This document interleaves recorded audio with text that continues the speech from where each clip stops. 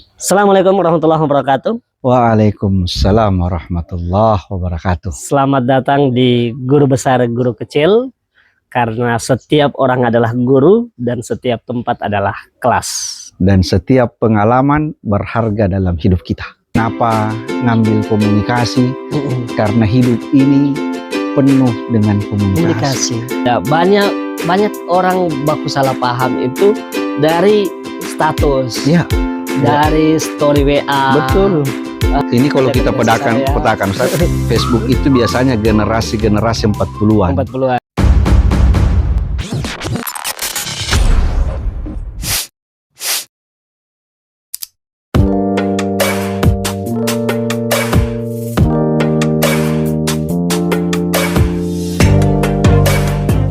Gimana kabarnya, Prof? Alhamdulillah sehat, aktivitas seperti biasa. Masya Allah. Masih ngamen-ngamen Ustaz. Begitu ya, luar Ya. biasa.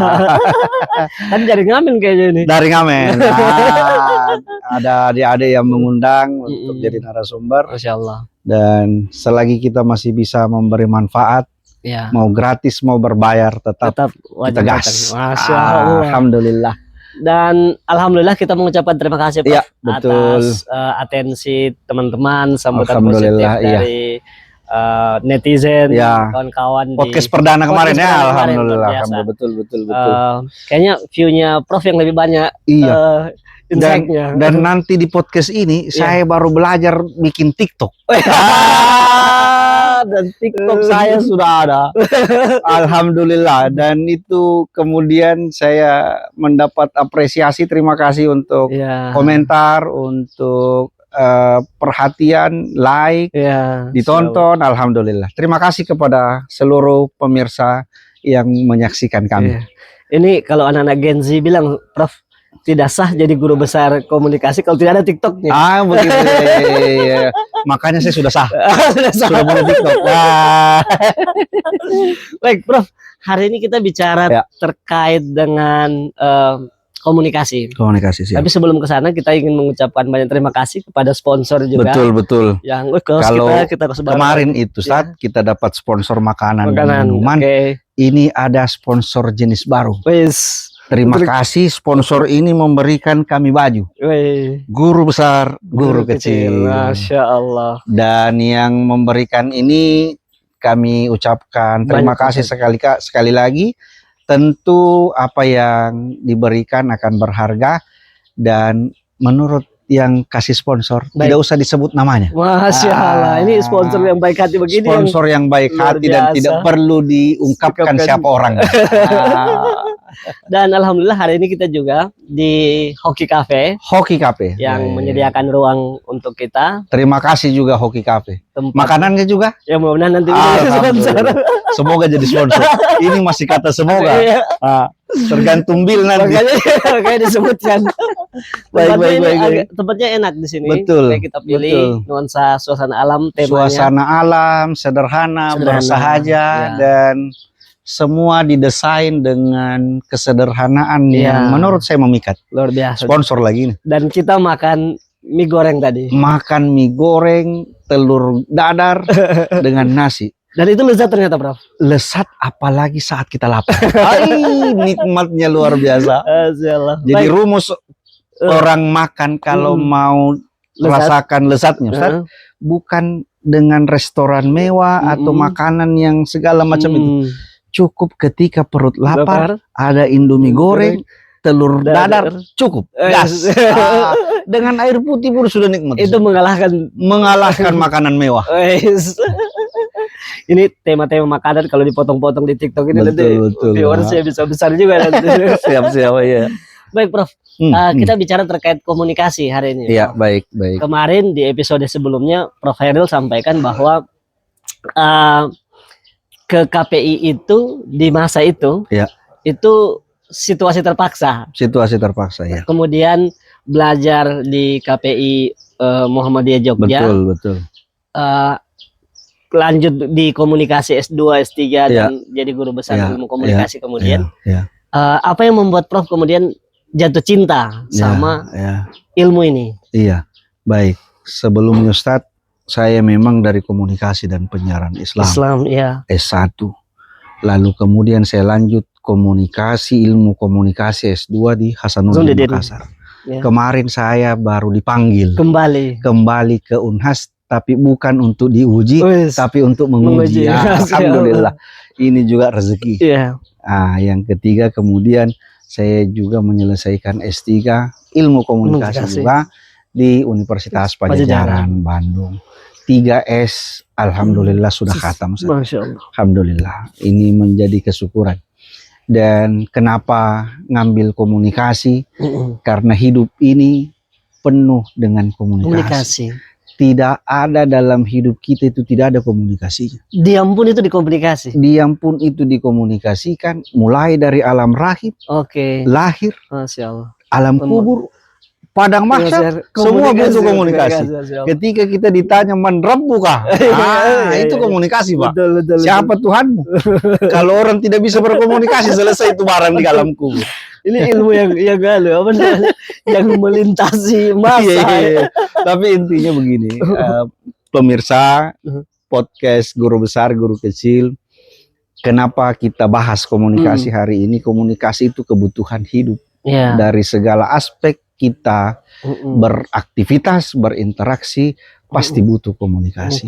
Diam itu komunikasi, baju yang kita pakai ini komunikasi. Ketika Ustadz kemarin menunjukkan warna baju desain dari sponsor, saya bilang saya pilih hitam. Tiba-tiba Ustadz Ari bilang kalau saya putih boleh, saya bilang boleh. Itu dinamika, itu menunjukkan juga identitas warna. Betul. Kita tidak bicara kepribadian warna ini, Ustadz. Kalau kita bicara psikologi komunikasi dari segi warna, lain lagi, panjang lagi urusan kita ke sana. Siap. Masya Allah, Prof. Ini kan perkembangan komunikasi luar biasa, sangat luar biasa sekali. Betul. Dari dulu mungkin Prof di tahun 97-an ya, belajar komunikasi sampai di 2004 ini, 2025 ini.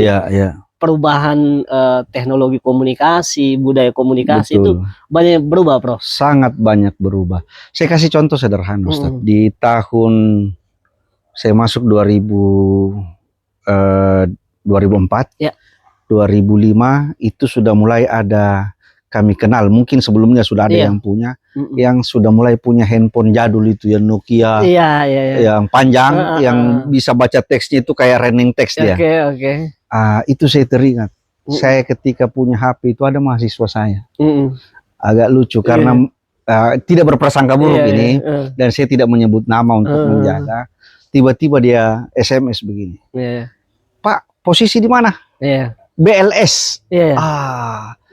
Kata BLS-nya itu yang menurut saya agak kurang pas dari konteks komunikasi. Tapi yang ingin dia sampaikan sebenarnya bukan besi teksnya.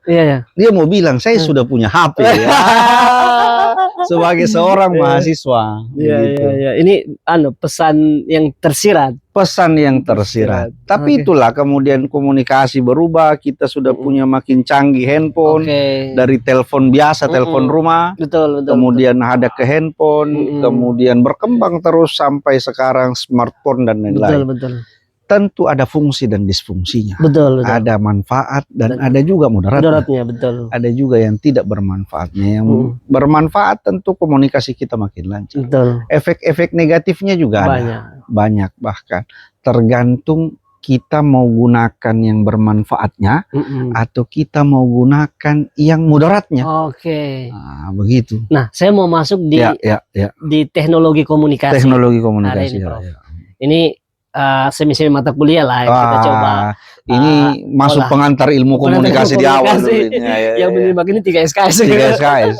Dan mahasiswa saya wajib nonton kalau saya ngajar ini. Nanti dia punya ujian soalnya dari sini. Baik, Prof, saya mau masuk di teknologi komunikasi dulu. Perkembangan teknologi komunikasi hari ini. Ada banyak orang baku salah paham itu dari status. Dari story WA, dari postingan-postingan, dan tidak sedikit juga yang berujung di pengadilan. Betul, kasus-kasus muncul, ketersinggungan ada.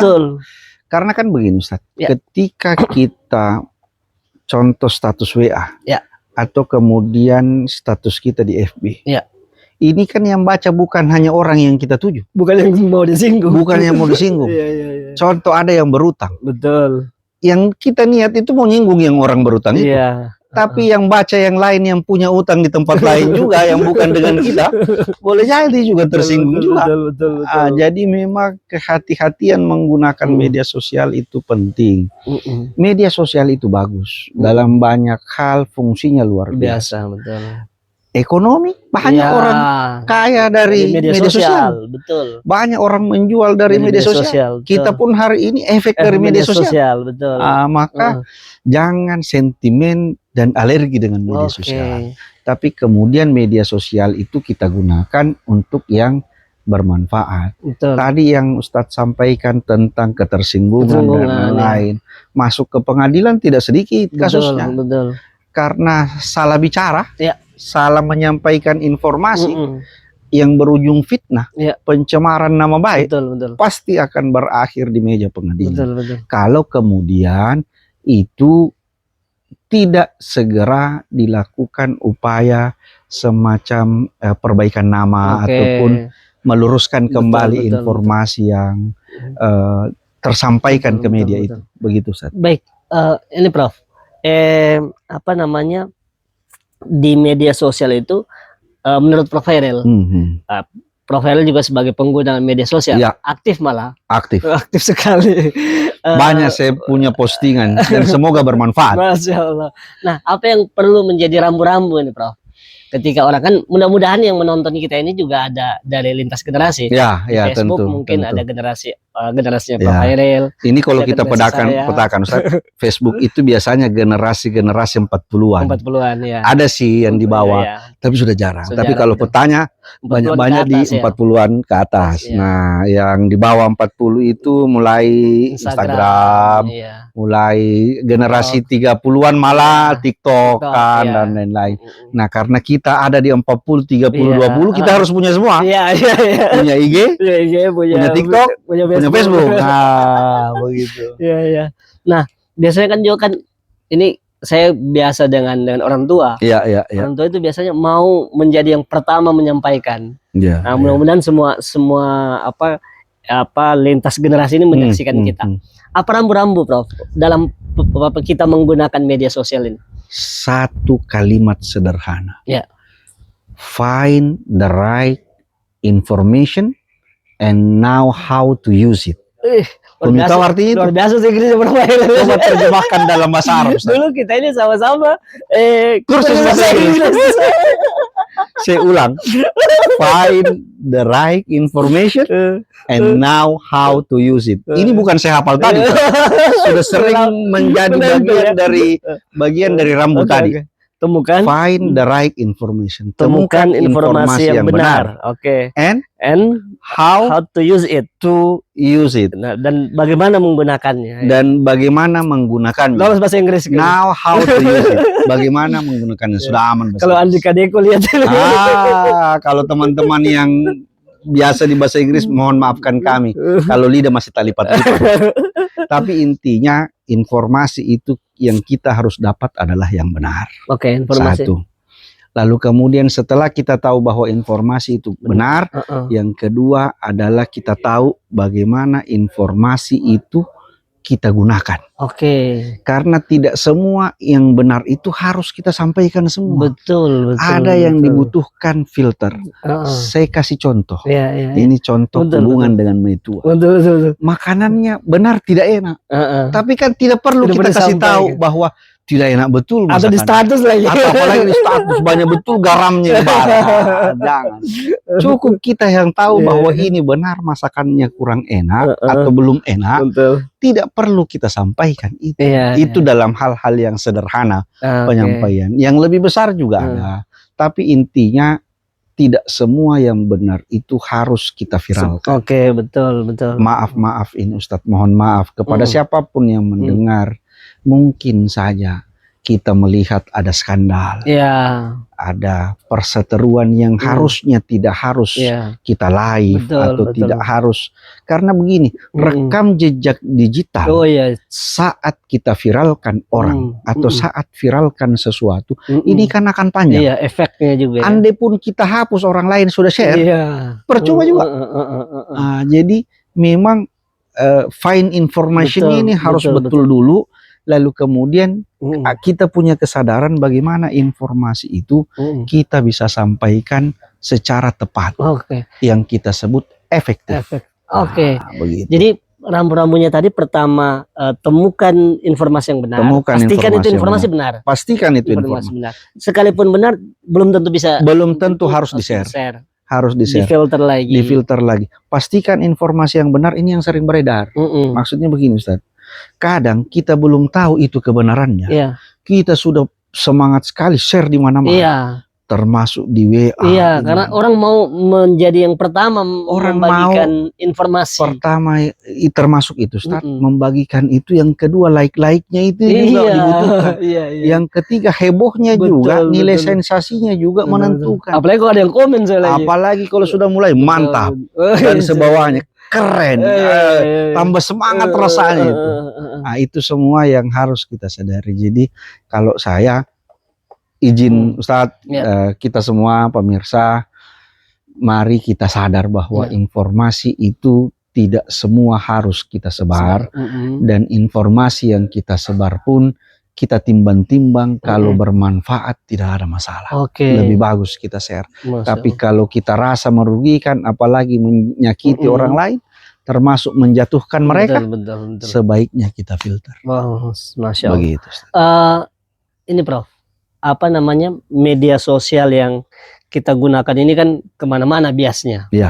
Pasti. Seperti Prof bilang tadi, orang juga sekarang banyak menggunakan media sosial ini, dia posting. Ada memang yang dia mau singgung orang juga. Ini kan psikologi orang dalam menggunakan media sosial. Sehingga banyak yang curhat lah di media sosial. Pasti, banyak yang singgung tipis-tipis lah di media sosial. Sehingga kita sudah bisa merasa. Kalau saya lihat status teman-teman biasa, kayaknya ada yang disinggung ini. Itu bagian dari konsekuensi media sosial. Kita juga tidak mau bilang melarang orang-orang curhat. Karena mereka juga hak rasa mereka yang mereka aktualisasikan di sini. Jadi kan begini, rasa juga itu punya hak, Pak. Jadi ketika kita merasakan sesuatu yang tidak nyaman, dan kita ingin berbagi tentang ketidaknyamanan itu, kadang-kadang kan kita sampaikan. Contoh sederhana lah ketika penerbangan. Kita tidak menyebut nama penerbangannya, tapi begitu banyak penerbangan yang kemudian merugikan orang dan itu dicurhatkan. Betul. Bayangkan harus menunggu katanya 1 jam, dari 1 jam menunggu lagi 2 jam, 2 jam menunggu lagi. Lama mereka, sampai mereka bilang kalau bisa jamin naik pesawat itu. Kenapa sering sekali. Tapi kan kita untuk menghindari fitnah dan lain-lain, kita kan pertama saya tidak menyebut nama penerbangannya atau tidak menyebut nama maskapainya. Yang saya sebut adalah peristiwanya. Peristiwa itulah yang Ustadz sampaikan tadi, bagian dari curhatan di media sosial. Kan begini, komunikasi itu, Ustadz, kalau kita sadari itu kan tidak harus penyampaian personal. Komunikasi itu kan diawali dari intrapersonal. Komunikasi ini dia satu. Komunikasi itu kan kita awali intrapersonal dulu. Di sini filternya. Filternya itu di diri. Kalau kita tidak mampu berkomunikasi dengan diri kita dengan baik, maka jangan berharap kesuksesan komunikasi itu dengan orang lain. Makanya ilustrasi sederhananya itu cermin, Ustaz. Kalau kita bercermin, kadang-kadang kan di cermin itu memantulkan diri kita. Disitulah proses interaksi terbaik antara kita dan diri kita dalam berkomunikasi. Satu jerawat saja di pipi, itu bisa panjang urusannya di depan cermin. Aduh, jerawatku, aduh, kenapa lagi tumbuh di sini? Sudah beban.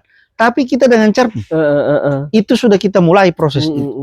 Nah, kalau proses intrapersonal ini bagus, kepribadian kita bagus dalam memproses komunikasi, maka enak sekali kita dengan orang lain. Betul. Tapi kalau komunikasi itu kita tidak tuntas dengan diri kita, maka termasuk media sosial kita, itu akan panjang urusan. Betul. Karena kepribadian kita itu kan tercermin dari perilaku. Betul. Dan bagian dari perilaku kita adalah komunikasi. Betul. Bagian dari komunikasi itulah media sosial. Ya. Jadi ini mata rantai yang tidak terputus. Kapan hati kita maaf tidak bagus, kapan diri kita intrapersonal kita tidak bagus, maka urusan media sosial yang naik yang negatif. Urusan komunikasi dengan orang yang naik adalah sesuatu yang tidak menyenangkan. Dan seterusnya.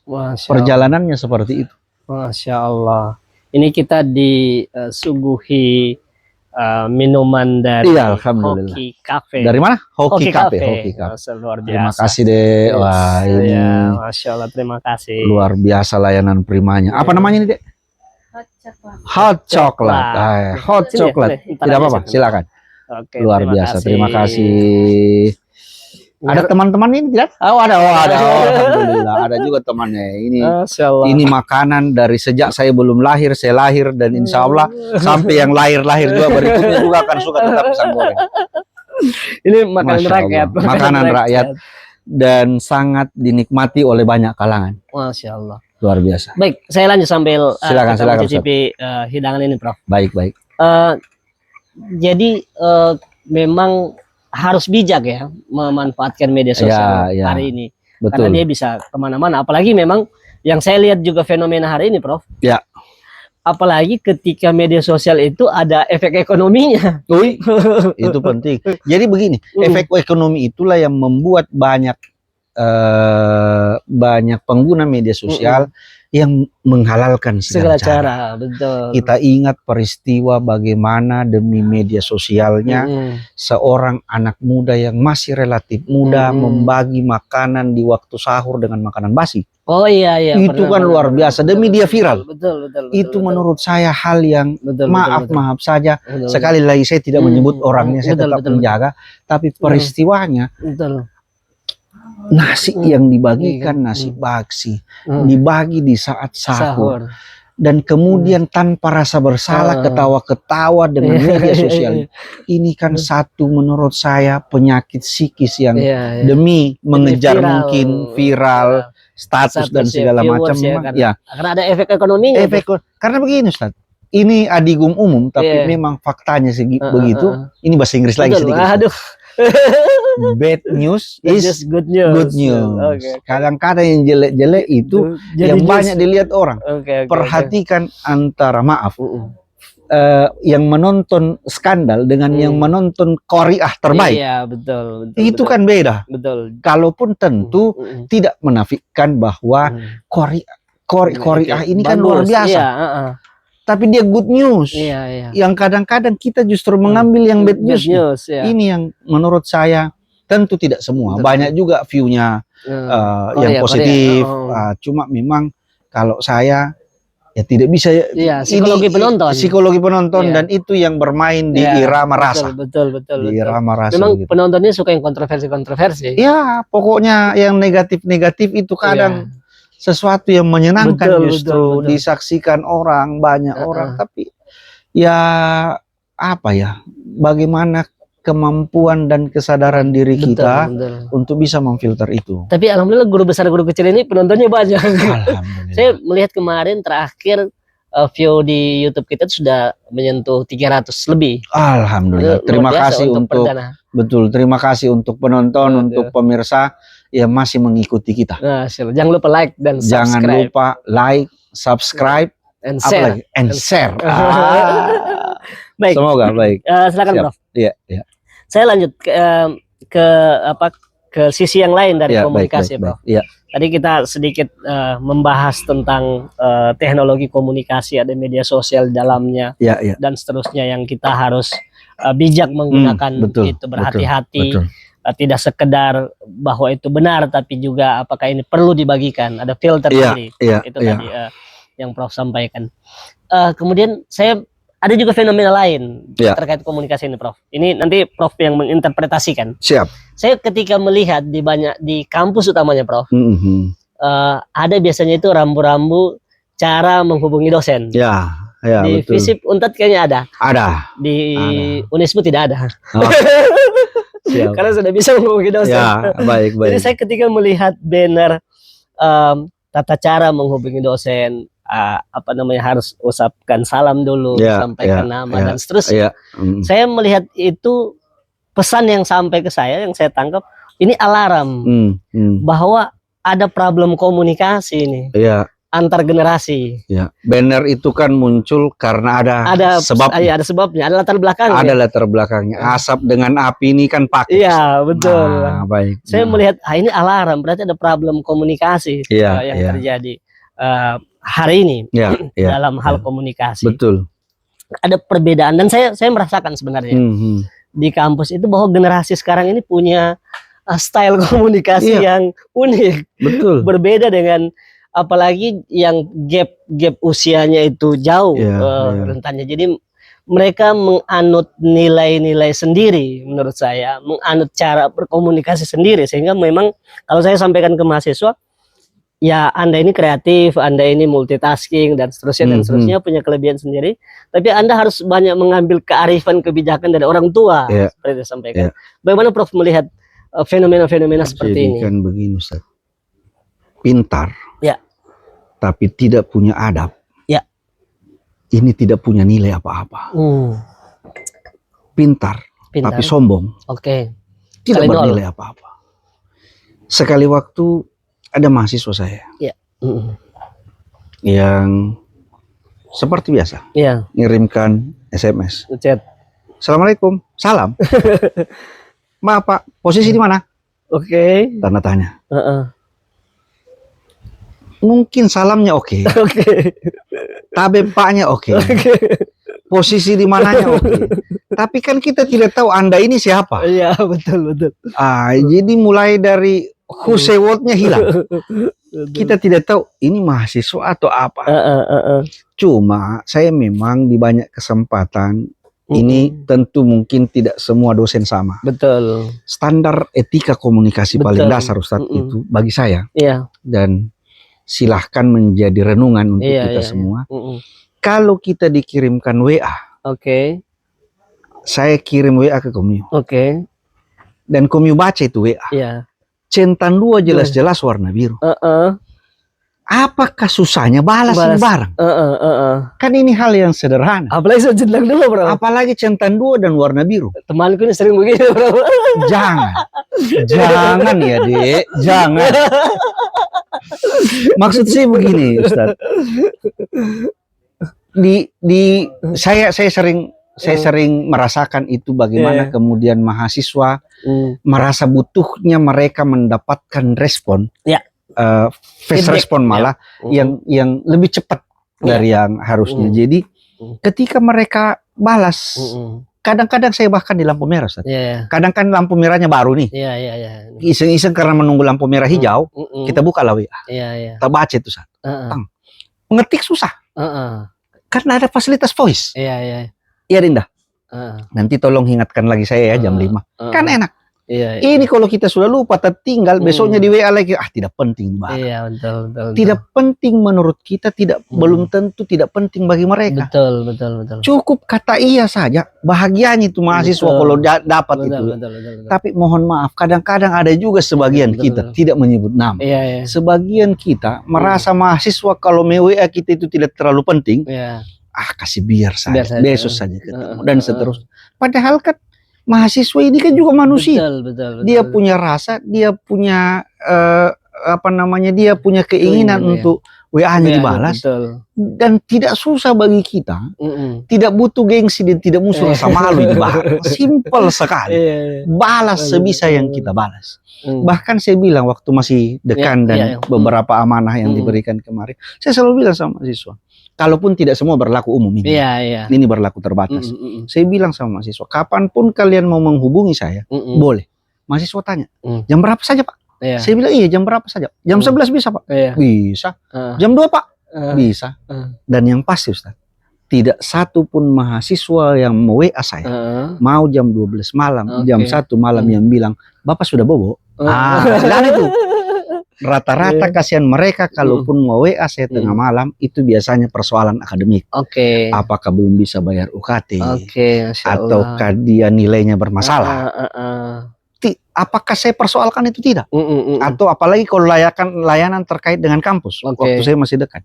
Saya membayangkan Ustaz, seorang Umar bin Khattab itu jam 2 malam panggul beras setelah mendengar salah satu rakyatnya itu kelaparan. Ini cuma balas SMS, balas WA. Tidak sebanding yang memanggul beras.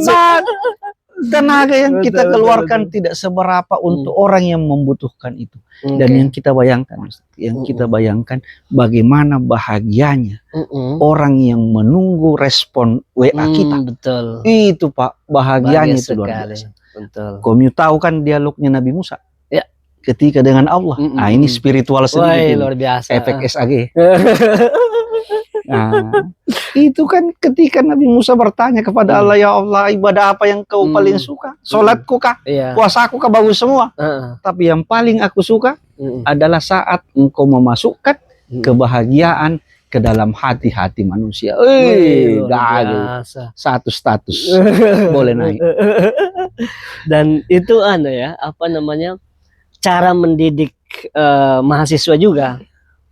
Sampai saya Ustadz izin, dalam satu komen di panjang itu, itu ada mahasiswa, semoga sekali lagi bukan menceritakan keriaan Ustadz, itu komen di salah satu status itu dia bilang begini, Pak Hairil, jam berapapun kita WA, jam berapapun beliau berusaha balas. Itu kan investasi yang saya tidak minta dia cerita tentang saya, tapi kemudian karena dia rasakan kebaikannya, itulah kemudian yang berimbas. Padahal persoalan sederhana. Hanya satu SMS hanya atau membalas satu WA. Ini komunikasi yang standar sekali. Nah, kembali ke masalah tadi, kenapa ada banner etika berkomunikasi dengan dosen. Ini memang hubungan timbal balik yang tidak untuk saling menyalahkan, tapi kemudian saling mengoreksi. Ini kan banner muncul gara-gara banyaknya dosen yang kadang tersinggung dengan WA mahasiswa. Yang itu tadi, seenak-enaknya, tidak mengenal waktu. Bu, saya sudah taruh kemarin skripsiku, kapan saya ambil? Nah, baru kemarin itu taruh, maka kapan kita baca? Contoh. Pak, saya mau ke kampus, Bapak jam berapa di kampus? Ada yang halus, tapi itu kemudian tidak dibalas oleh dosen. Bunyinya itu begini. Assalamualaikum, mohon maaf Pak, saya mengganggu. Bolehkah saya, bukan bolehkah, izin Pak, saya akan menelpon Bapak jam 7 pagi. Itu kan halus sekali. Dengan hormat, anggaplah bla bla bla namanya di bawah. Jadi saya redaksinya begini, ini dibaca nanti. Assalamualaikum, selamat pagi Pak, mohon maaf mengganggu, izin Pak, saya akan menelpon Bapak jam 7 pagi. Terima kasih, salam hormat. Fulan. Dosennya tidak balas-balas. Lalu kemudian SMS itu dikasih lihat ke saya. Dibilang, apa yang salah dengan SMS saya ini? Waktu itu kita masih SMS. Ini teman S3. Saya baca, Assalamualaikum, selamat pagi Pak, mohon maaf mengganggu, izin, saya akan menelpon, saya akan menelpon Bapak jam 7 pagi. Salam dibawa dengan hormat. Saya bilang kata akan menelpon itu yang tidak tepat. Ini kayak instruksi gubernur sama. Ini kayak komu mau mengatur ini dosen, komu yang butuh, komu yang telepon, jam 7 komu mau menelpon jam 7. Saya bilang sederhana saja, coba redaksi. Assalamualaikum bla bla bla, mohon izin Pak, sekiranya diperkenankan, apakah boleh saya menghubungi Bapak? Tidak perlu tunjukkan jamnya. Itu kan kalau dosen berkenan dihubungi pasti dia akan bilang kapan. Atau bahkan sebagian dosen ketika dikasih begitu dia yang telepon balik. Betul. Karena dia sudah nyaman dengan WA kita. Betul. Ini persoalan akan. Cuma satu kata saja di situ. Akan menelpon. Betul. Itu imbasnya sudah karena panjang. Komunikasi ini rasa. The art of using language effectively. Itu komunikasi. Seni menggunakan bahasa secara efektif. Betul. Itu komunikasi. Jadi kalau tidak ada rasanya, tidak ada seninya, itu ketika orang komunikasi lurus ini lawan. Nah, saya menarik tadi ketika Prof Hairil bilang bahwa latar belakang adanya banner itu tadi bukan untuk saling menyalahkan. Saya mendapat pencerahan hari ini. Siap. Karena Alhamdulillah. kalau saya itu waktu itu menjelaskan mahasiswa, ini pasti problemnya dari mahasiswa. Prof Heru bilang sama saya tadi itu, saya langsung, oh iya bisa jadi juga ya, bahwa memang harus saling mengoreksi. Tidak melulu juga misalnya bahwa adik-adik mahasiswa yang punya problem, bisa jadi juga kita sebagai pengajar, dosen juga punya problem. Misalnya kayak tadi lambat membalas WA mahasiswa dan sebagainya. Memang harus saling mengoreksi, saling bertanya pada diri sendiri. Nah, saya coba kembali ke masalah tadi itu, Prof. Baik. Soal bahwa mahasiswa memang dia harus belajar untuk bagaimana membuat kata yang ketika dalam chat, seni penggunaan kata dalam mengirim SMS. Begitu juga dosen juga harus banyak sabarnya ya, mungkin menghadapi banyak sabarnya dan juga harus menghargai. Jadi kan begini, sama dengan bahasa. Guru kecil belum tentu salah, guru besar belum tentu benar. Mahasiswa jangan kita tempatkan sebagai orang atau objek yang bisa seenaknya kita perlakukan. Mereka juga punya rasa, mereka juga punya keinginan untuk mendapatkan penghargaan. Ini juga penting. Karena kadang-kadang maaf saja, karena mungkin kita ego sebagai dosen, merasa sebagai dosen, maka cara membalas WA kita pun seenaknya. Jadi bukan hanya mahasiswa yang berhati-hati menjawab WA dosen. Dosen pun berhati-hati membalas WA mahasiswa. Cara kehati-hatiannya bagaimana? Jangan terlalu lama dijawab itu WA. Salah satunya, jangan kasih 3 hari kemudian baru dijawab itu. Pernah kejadian. Tapi saya tidak menyebut nama dosen saya. Dan itu pelajaran hidup saya. Saya WA lah dosen itu, contoh di hari Senin. Bla bla bla, assalamualaikum, sopan sekali sih. Tidak dijawab sampai malam. Malamnya karena ada kebutuhan dari Bandung ke Tegal. Itu kurang lebih 7 jam perjalanan. Karena tidak dijawab, saya anggap bahwa WA saya ini tidak dibalas sudah. Berangkatlah saya ke Tegal. Besok jam 7 pagi ada WA masuk. Saya tunggu jam 7.30 di kampus. Jarak 7 jam. Bagaimana caranya saya sampai 7? Pintu Doraemon sekalipun tidak sanggup memenuhi itu. Akhirnya saya tinggal bilang, mohon maaf Prof, saya yang salah. Saya dalam posisi sekarang lagi di luar kota. Karena memang kita yang salah, jangan lagi ngotot mau benar. Terima segala resikonya. Siapa dia bilang? Kalau begitu minggu depan hubungi saya lagi. Itu resiko. Kalaupun memang karena panjang ini kasihan kita tunggu ini SMS tidak ada balasan-balasan, saya anggap sudah tidak ada. Itu salah satu lah mungkin bagian dari koreksi. Kecuali memang kita tidak baca atau kita baca di hari berikutnya. Lain soal. Tapi selagi kita masih baca WA itu sebaiknya. Tadi saya bilang tidak bisa kita saling menyalahkan, tapi kemudian saling mengoreksi. Mahasiswa belum tentu salah, dosen belum tentu benar. Dalam kasus-kasus tertentu bahkan banyak mahasiswa yang lebih berharga cara mengingatkan dosennya daripada dosen menyampaikan pelajarannya. Itu penting. Jadi Ali bin Abi Thalib ini bilang unsur ma walatan surman kola. Kadang-kadang yang kita lihat butuhkan itu bukan pencuri yang menyampaikan kebenarannya, tapi kebenaran pencuri itu yang kita ambil. Betul. Manfaatnya. Jadi bukan tentang dari siapa itu kebenaran. Bukan dari siapa itu siapapun yang menyampaikan itu. Siapapun yang menyampaikan itu ketika itu kebenaran, terima dengan lapang dada dan jadikan itu sebagai introspeksi. Dan model seperti ini saya lihat Prof luar biasa ya. Kita bisa belajar dari mahasiswa, kita bisa belajar dari siapa saja, bahkan dari pencuri tadi Prof sampaikan. Ini membuat kita akan mempunyai banyak banyak dalam tanda kutip perpustakaan, inventarisir kebaikan dalam memori kita. Hidup ini kan apa yang kita cari, Ustaz? Kalau saya apa coba yang kita S1, S2, S3 kan ujungnya ini kita ingin menebar kebaikan.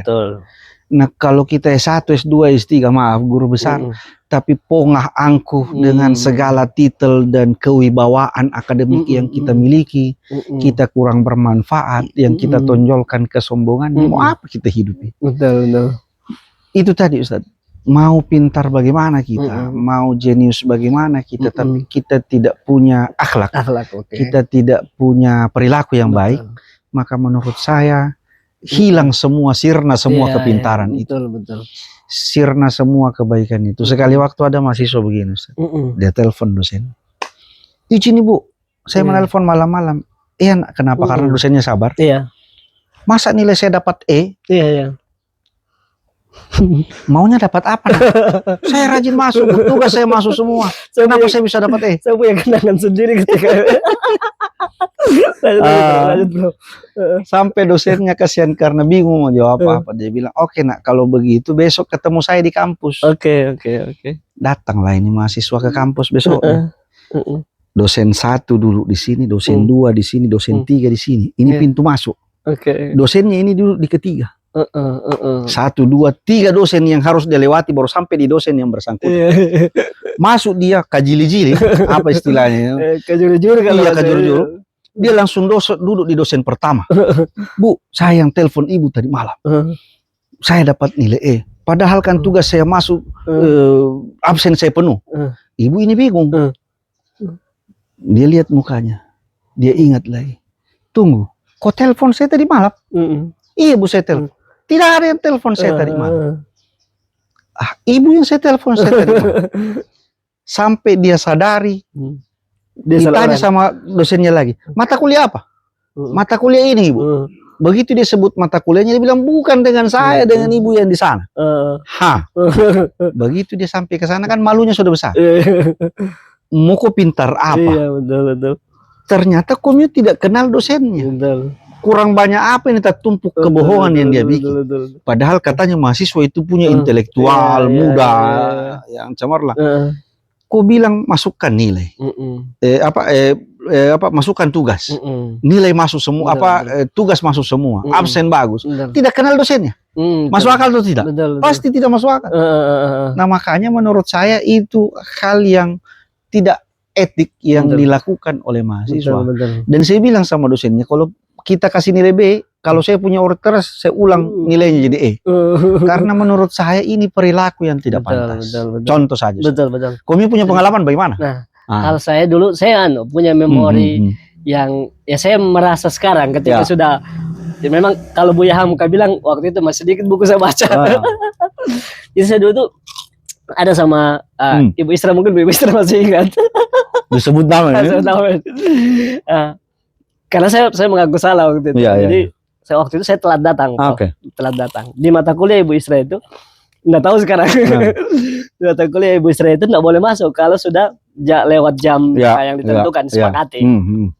Jadi suatu waktu saya lambat datang. Kelas sudah ditutup dan Ibu Isra sudah mulai perkuliahan. Kemudian saya datang masuk, tidak dikasih masuk, tapi saya maksa masuk. Saya dulu kan dengan saya aktivis, merasa punya pembenaran untuk bisa masuk. Jadi saya bilang, Bu, saya ini beres PP. Saya beres PP, saya berangkat untuk ikut kuliah. Pada waktu itu Ibu Isra mungkin karena orangnya tidak mau ribut dan seterusnya, akhirnya saya duduk. Nanti lama kelamaan saya menyadari bahwa itu perbuatan yang tidak baik. Bahwa itu sudah ada kesepakatan kalau lambat datang tidak boleh masuk, itulah gunanya kontrak perkuliahan. Betul. Ya. Dosen ketemu dosen baik. Betul. Kalau ketemu dosen yang bertanduk, berapa buku? Selesai. Masuk saja, tapi ujung nilai hancur. Betul. Nah, berarti Prof, kebajikan, kebijaksanaan dan hal-hal lain itu yang mendukung. Kan saya pernah buat status begini, Prof, terkait dengan fenomena komunikasi hari ini, bahwa semua kanal komunikasi hari ini itu hampir semua menggunakan kata bahasa tulis, chat pakai tulisan, kemudian status WA, Instagram pakai tulisan. Nah, di tengah fenomena kita banyak medium komunikasi kita pakai bahasa tulis, sementara budaya literasi baca tulis kita juga rendah, ya pantaslah ada problem komunikasi dalam banyak medium-medium komunikasi itu. Ilustrasinya begini, Ustaz. Apa yang kita makan, itulah yang akan berkualitas sampai kita buang. Betul, betul.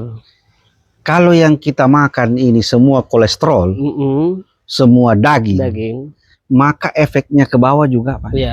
Tapi kalau kemudian kualitas makanan kita ini ada buahnya, betul, ada 4 sehat 5 sempurnanya, maka ketika kita buang pun dia akan enak. Betul, betul. Nah begitu juga apa yang mau kita keluarkan kalau kita tidak membaca. Betul, betul.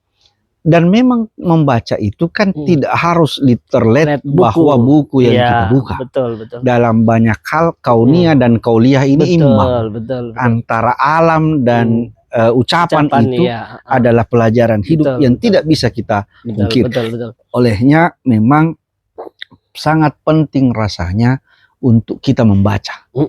Membaca dalam arti yang sangat luas.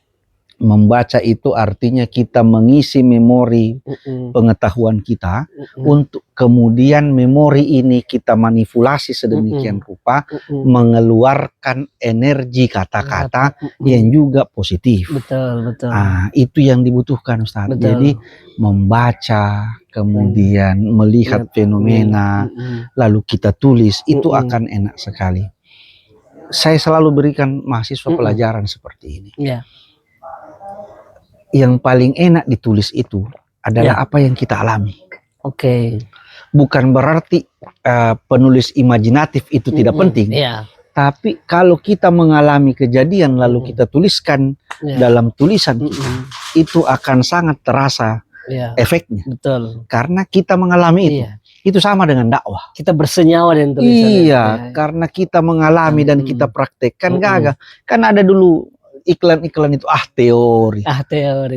Teori. Kenapa? Karena tidak masuk di praktisnya. Betul. Jadi kita diajarkan ilmu segudang di kelas, tapi kita tidak pernah mempraktekkan itu, susah. Betul. Belajar tentang creative writing, menulis kreatif. Tapi dosen, misalnya tidak punya tulisan. Betul. Jadi memang akhirnya imajinasi kelas itu yang berjalan. Belajar public speaking. Betul. Public speaking itu adalah teorinya sekian, Roma apa segala macam periodisasi. Tapi mahasiswa kita tidak ajarkan how to be speak in front of people. Kita tidak ajarkan mereka bagaimana mereka mampu berbicara di depan umum. Maka yang ada adalah segudang teori yang ada di kepala mereka, tidak pernah mereka praktek. Grammar dalam bahasa Inggris kita paham ini tenses ini sekian banyak. Tapi how to speech, how to speak, nah ini kan persoalan. Betul. How to be practice English itu penting. Itu ajaran dosen bahasa Inggris. Luar biasa. Siap. Baik, sepertinya waktu kita sudah agak baik. Panjang sekali ya hari ini bahasan kita terkait dengan komunikasi. Dan insya Allah apa yang disampaikan bincangan kita pada siang hari ini bisa bermanfaat pada amin semoga ya Allah. Dan ini jadi 3 SKS ini Prof. 3 SKS. Tentang komunikasi. Insya Allah nanti masih banyak lagi ya hal-hal lain tentang yang punya hubungan dengan kita komunikasi. Belum bahas tentang psikologi komunikasi, bagaimana komunikasi massa, komunikasi publik dalam hal ini retorika dan lain-lain. Tapi itu kan sebagian dari mata kuliah yang kita ambil hari ini dan ke depan itu yang ringan-ringan dirasakan keseharian kita, tidak terlalu banyak berada di ranah teori, sehingga itu melangit. Kita mau yang kita sampaikan hari ini hal-hal yang bisa membumi, yang sering kita lakukan sehari-hari. Baik, luar biasa. Demikian, terima kasih teman-teman yang sudah menyaksikan channel ini dan terima kasih. Jangan lupa like, subscribe, and share. Siap. Guru besar, guru kecil. Mantap. Assalamualaikum warahmatullahi wabarakatuh. Waalaikumsalam warahmatullahi wabarakatuh.